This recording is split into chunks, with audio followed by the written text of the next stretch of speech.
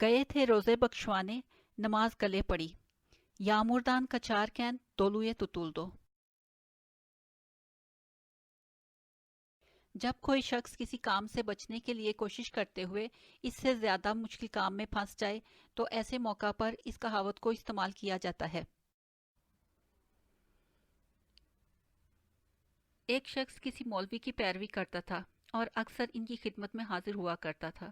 ایک دن مولوی صاحب نے اس سے کہا، تم روزے رکھا کرو، تمہاری بھلائی اور بہتری اسی میں ہے۔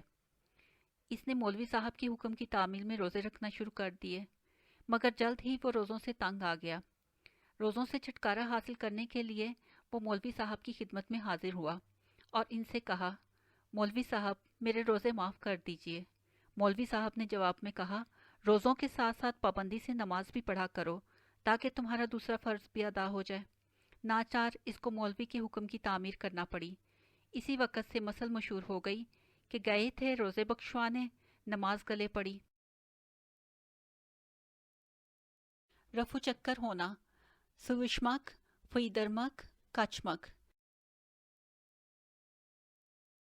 رفو چکر ہونا، کسی کام یا ذمہ داری سے بچنے کے لیے محل وقوع سے کھسک جانے یا بھاگنے کو رفو چکر ہونا کہتے ہیں۔